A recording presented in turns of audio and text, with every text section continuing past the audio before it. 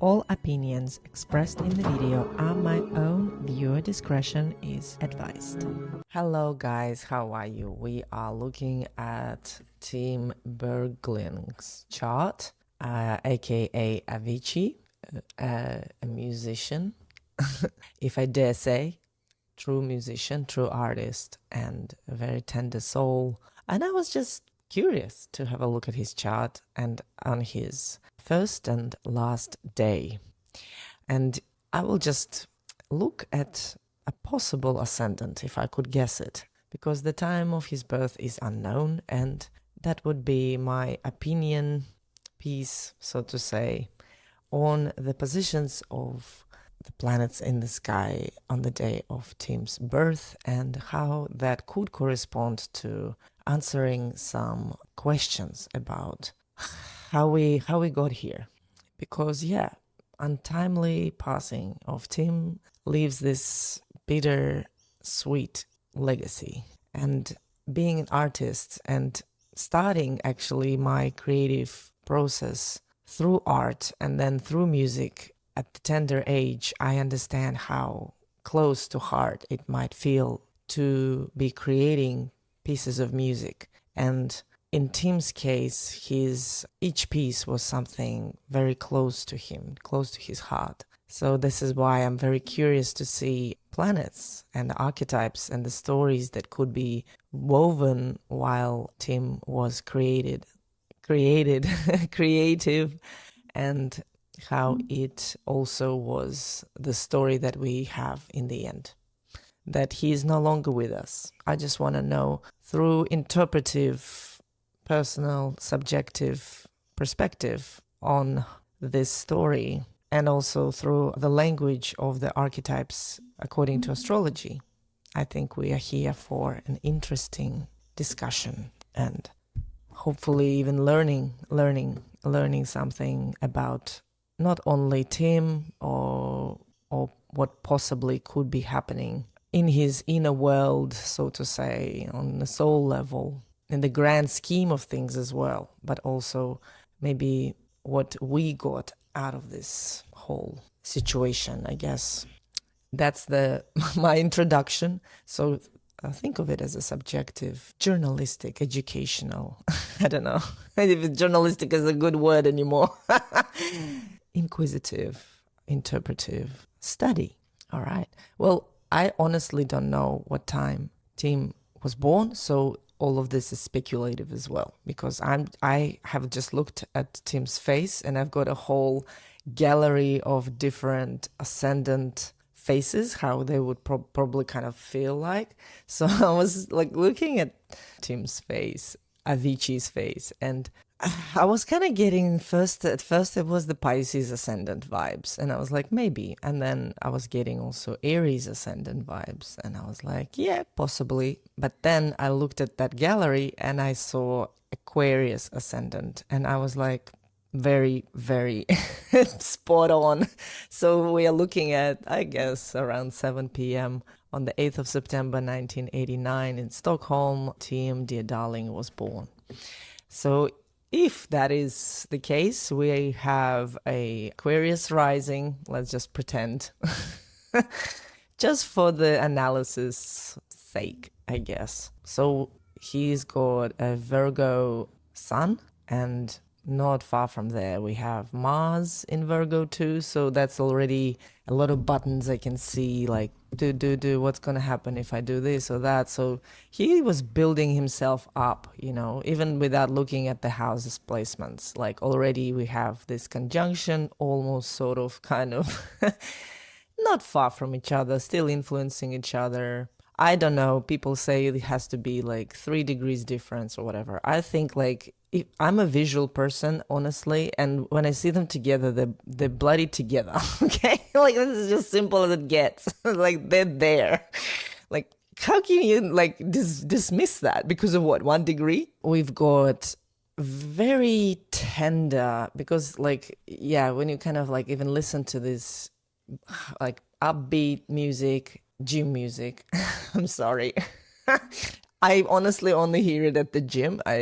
I was not like into Avicii much, but I will tell you, I was at the Sydney College of Arts or something like that, and was doing a sound engineering and music production course. And they were like flashing their cards about how you can make 200,000 euros in one go if you are like someone like Avicii. And I was remembering like having so much pressure, you know, and thinking, how is that even possible? Like, that would be my dream come true. Obviously, I didn't end up there. Now I'm in front of a microphone reading charts. But the story was like, in the end of the day, the guy like was, yeah, making this much money, but what else? You know, like he was feeling everything, doing everything 100%. And I remember that's when I kind of made the decision that I'm not going to be in that industry, in the music industry, because that would totally, yeah, especially if you put your heart on the line. Yeah. So yeah, we've got Jupiter and Chiron in Cancer. And you know what? With Ascendant rising, it nicely, neatly falls in the 5th house of creativity. So the creativity, even if you listen to this upbeat gym music, as I was previously saying, that is not gym music, you know? It actually elevates the gym music to the good feeling. Oh, I have a good feeling. You finally feel good while listening to gym music. Like, that's innovation, all right, there. Because the guy wanted to feel the thing, and he did, and he produced it with the feeling, worked together. Even if considering like this is a ascendant, whatever, 7th house, he's got a lot going on here. So a lot of work, a lot of teamwork. And with that Mars in Virgo, that grip onto every single frequency of the wavelength in the computer, multiple tracks at the time, spatial, like feeling like he was preparing something very, very neat. Like that was the goal. It has to be neat. It has to be to the point, pure and creative, and not boring. Like not, what is even the word? Obnoxious, how some music tends to be sometimes. Like obviously not great. I mean, I'm telling you, I've got biggest respect for artists like Tim, because yeah, like Avicii, they just come in and help us. Give us hope, you know, in the direction that they go. So, and then what happened, he was merging the genres, and that's what I love the most, that he was actually merging country music with electronic music. Like in his time, Lil Peep was merging like punk rock with hip hop. So Linkin Park started all of this, like hip hop with new metal kind of vibe. Like just like another one is the Infected Mushroom. Like they created a whole genre of their own. So I love when this happens. Not when it's like Barbie doll factory going on. Factory. Barbie doll. Yeah. That thing that just stomp, and it's all the same. Here, the guy feels, and the feelings are unique, and that's what gives him that boost, I would say.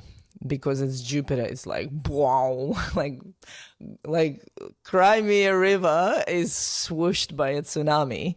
Justin Timberlake is swooshed by Avicii's good feeling tsunami. Also the definition of a new era, like the like, I guess, I don't know, 89 still. Not that super new, but I was born 87, so I can, it's like my youngest sister's age as well, 89, she was born. So it's like, we're old, but not that old. We still have that upbringing from the past, got kind of those juices using the new technology. I'm going on a tangent here anyway. And South Node is in Leo and the North Node is in Aquarius. I guess symbolically I even put it there. Let's say, yeah, he has North Node in Aquarius. That is what? I don't want to be with... oh, this is the one. Yeah, I think I know which one it is. This one. I wanna be where the people are. I wanna see them dancing. Where do they go? Where do they run? Where do they stay all day in the sun? Wish I could be part of that world. That's pretty much the chart, guys. Yeah. I'm just gonna remove some stuff because it's not applicable.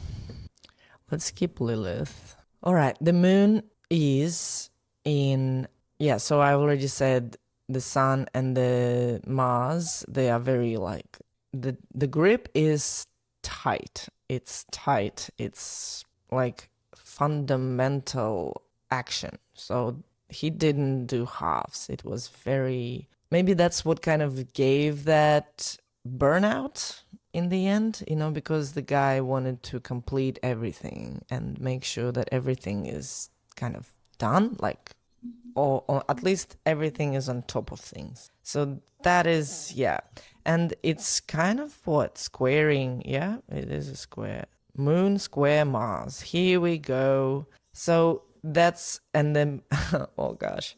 Yeah, so the sun is squaring the moon and they are in the mutable sign. Sun is in Virgo, the moon is in Sagittarius, and that is like the moon is where we feel the feels, right? This is where he actually goes. And where does he go?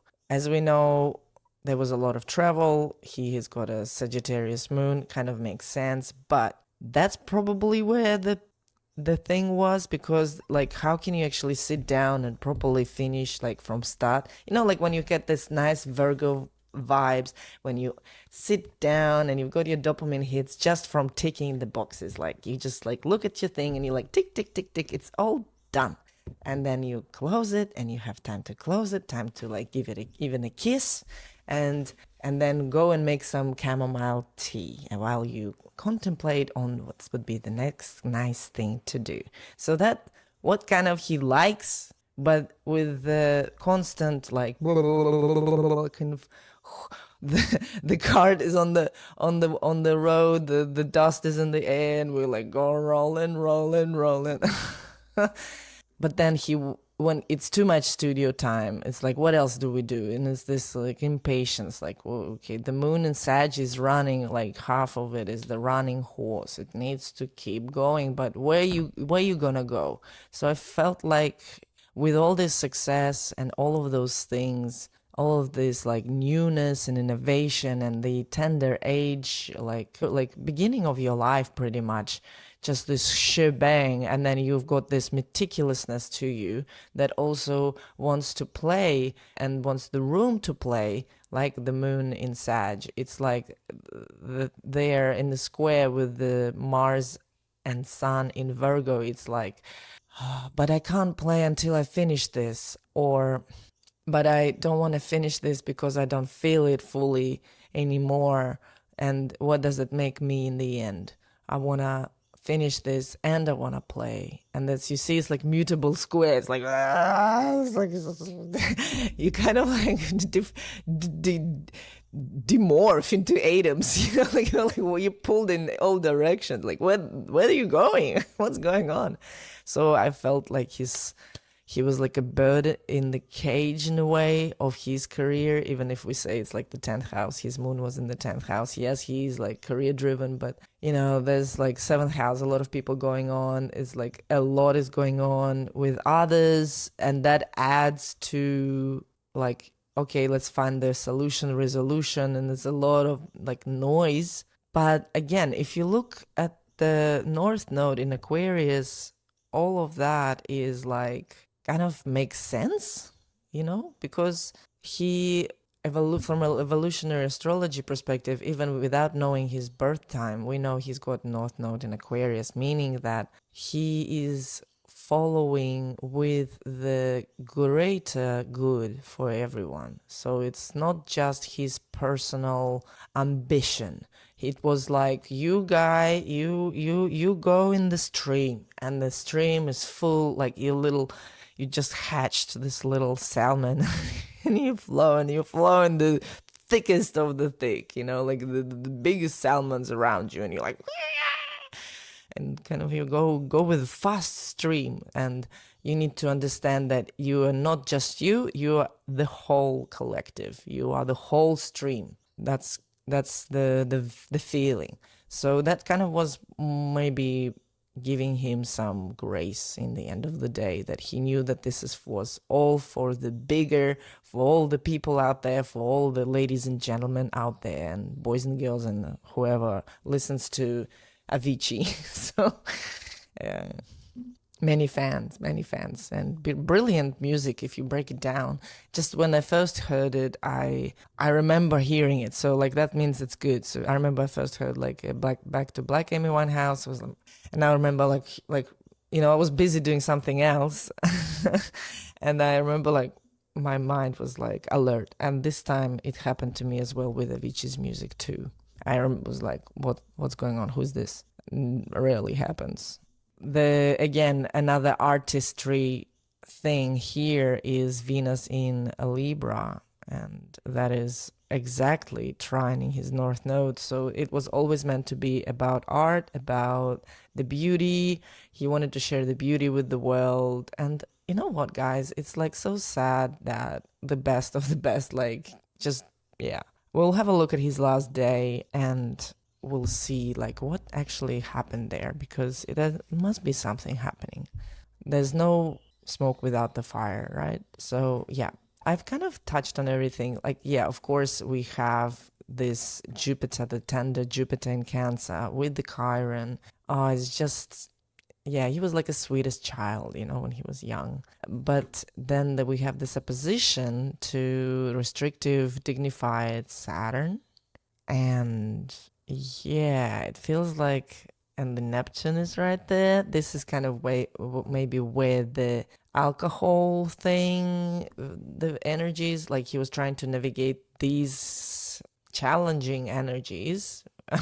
Jupiter across Saturn. Ooh. Especially Jupiter in Cancer across Saturn in Capricorn. It's like, not with Chiron and Neptune in the mix. It's not fun. It's okay, burnout again, yes, but this burnout is different. This one is like a long, like, background hum kind of thing. Like, imagine you're going to sleep and you just try to sleep, and all you can hear is the applause, like a white noise behind you. But that's not the people cheering and like being yay. It's more like, oh my god. They are cheering. I kind of like, I have to make sure that they get the good stuff, like quality. Oh my god. And then it goes into that domino effect of like, but how? And then understanding, but like, because I feel like, and then you kind of like go back into that meditative state. So it's kind of like, like a whale that comes out for some air, and then it sees the light, and then it goes, then dives again into this hermit mode, and then it dips out again, and then expresses the fountain, and everyone is cheering, and then it goes close, and then dives deep again. So that's like that constant, because it's in a position that's like that constant thing going on of me, sleep, relax, no, need to, have to, all right, dissolve this now. And then he kind of figured out which buttons to press in that department, and one of those buttons was unfortunately not the button that he used to cope with, because sometimes he just wouldn't want to go to that soft place, and other times he wouldn't want to go to the hard place. All right, well, I think it's now time to have a look at his last day, and that happened in Oman, in Muscat, and that happened on the 20th of April 2018, and what a shame. Okay, so we have his Saturn is retrograde, and he had Saturn return literally like right before. Let's just see properly. Just want to see. Okay. So around March So like a month in advance, he had a Saturn return. Before that, he had Saturn over the moon. That happened in like year prior. Saturn was kind of retrograding back and forth around his moon in July, June previous year, 2017. So there was already that kind of, when Saturn is on top of the moon, it's like you want to, like as in Sag, it's like you want to go somewhere, but you can't. You've got these other things to do. And then he was like, yeah. Yeah, so that was kind of maybe if we're talking about mental health, that could be the challenging thing he had to work through. In this time, we see like even like a trine of like May 2017. We've got a trine from Uranus to that Saturn and to Avicii's moon, Tim's moon. So that was like a liberation, like a liberation, revelation. Yeah, it was like liberation, but again, from what? Liberation from what? From something that is Saturn, that is very maybe defining, that defines how you feel. 9th of January 2018, conjunction in the 12th house. Let's pretend like, yeah, it is the 12th house. Even if it is not a 12th house, it is massive.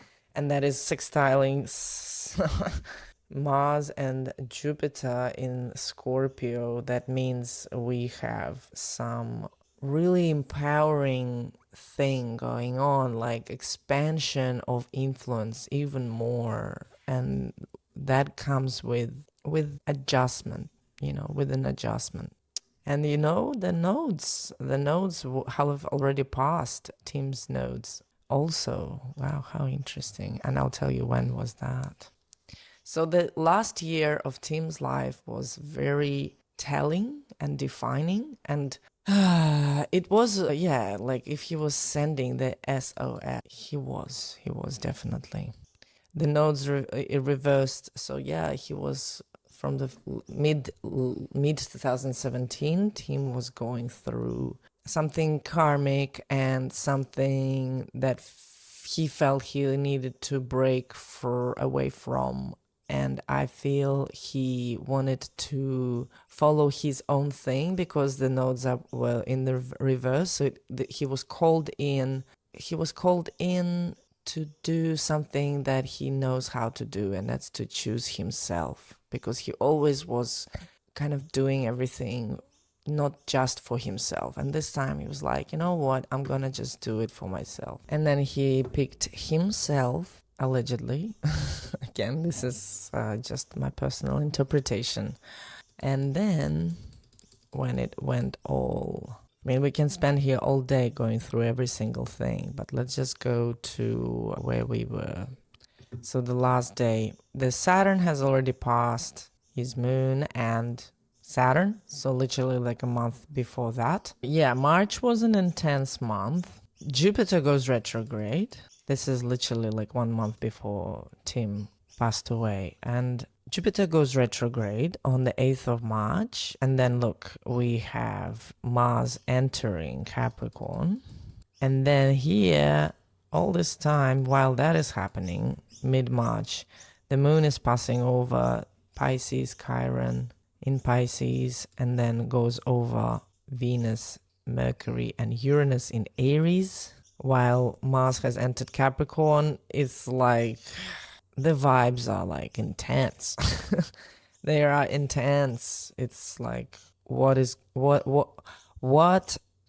am I? What am I? A lot of all these contemplations. But then there's this seriousness in the air because the Saturn has returned and now it's right there. It's all real. But, I had this transit before. I think this is actually the time where I had this transit too. I remember I've got Neptune in Capricorn as well.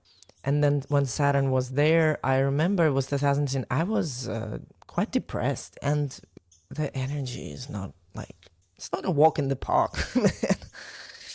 So now we know the atmosphere, and he went to a different country just to put his hair in the wind and like Jupiter went retrograde in Scorpio. It's very deep. It's like, it's excavations, excavations, and excavations. And the artifacts you find sometimes are just bewildering. And then we go. And then, yeah, the last day is now there. And Mars went over the Neptune, went over all of the Saturn, and Chiron has changed the sign from Pisces into Aries.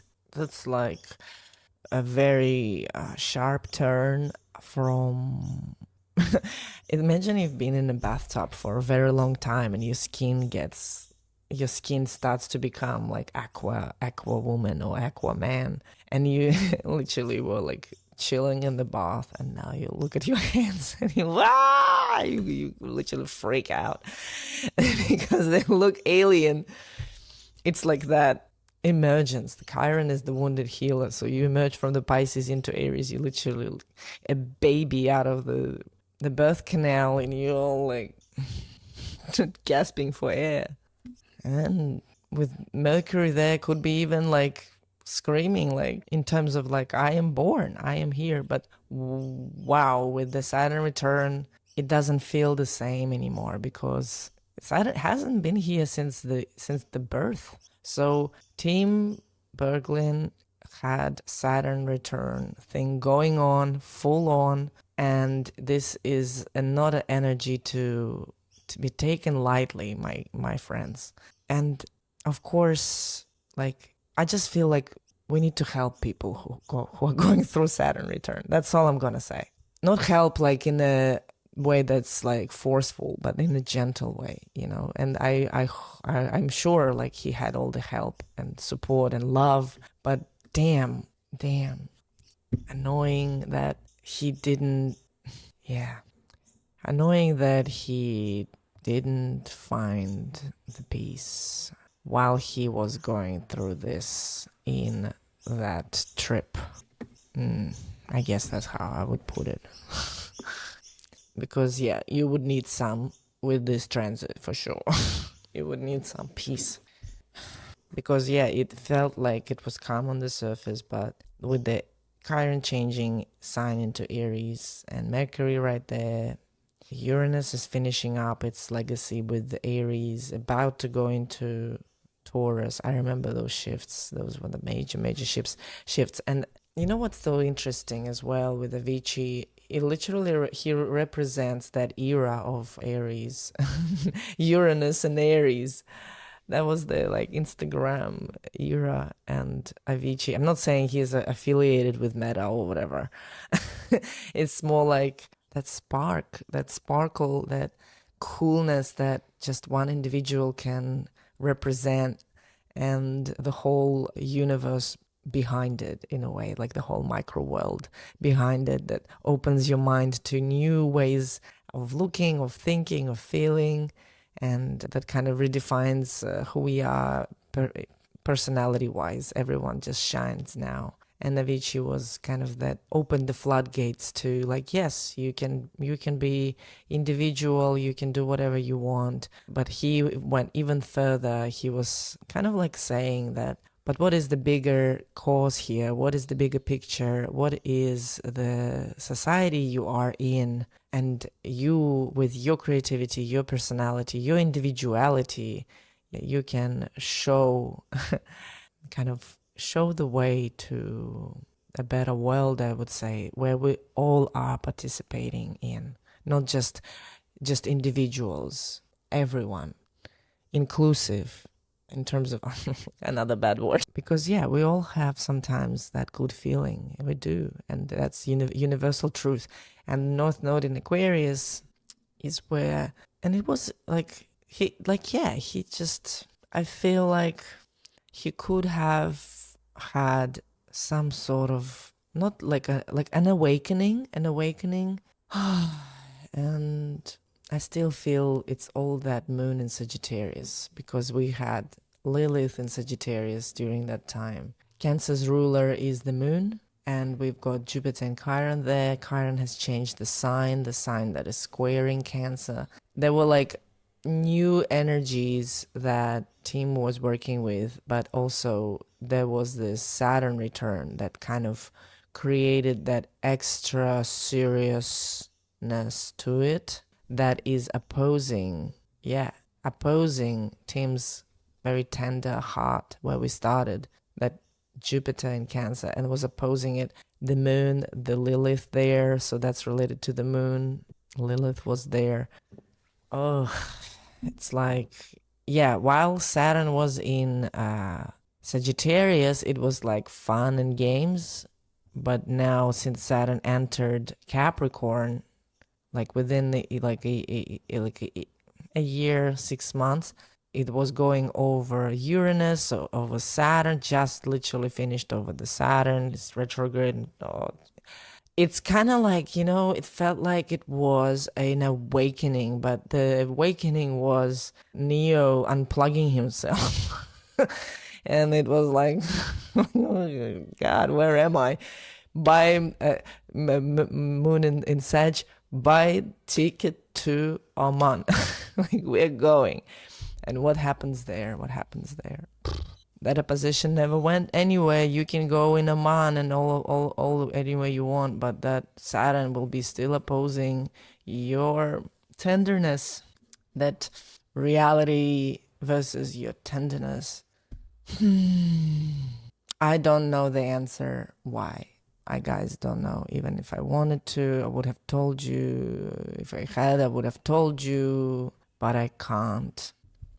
If you see anything that piques your interest, let me know in the comments, and I will just finish it here, because it's just been a little bit of a study, a little bit of a brain dump on Avicii's chart. Tim Bergling is his name, and what a wonderful person. Feel like very, oh my God, like a very, like a strong light, strong person. Brave, like a very brave soul to go on a life like that, to go through this. And damn it, like sometimes, when we come from so much light, we have to deal with a lot of transmuting. And what was, I feel, I don't know for sure, but I feel like with Tim's experience, that the way that it was all going,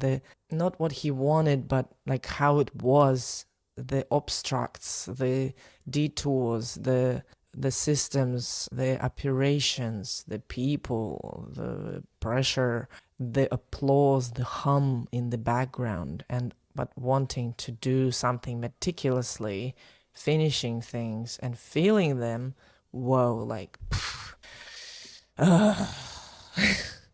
yeah. Well, we are strong, and Tim is very strong, and I do not believe that we just pass away and that's that. We continue to exist, to be, to live, just not with us here. So let this be my tribute in a way, and my biggest love and respect for the art and for the personality and for the legacy and for the lessons. All right. Let me know what you think in the comments, and yeah, thank you for being here. And the leaf blower keeps on leaf. Yeah. All right. Love you. Bye.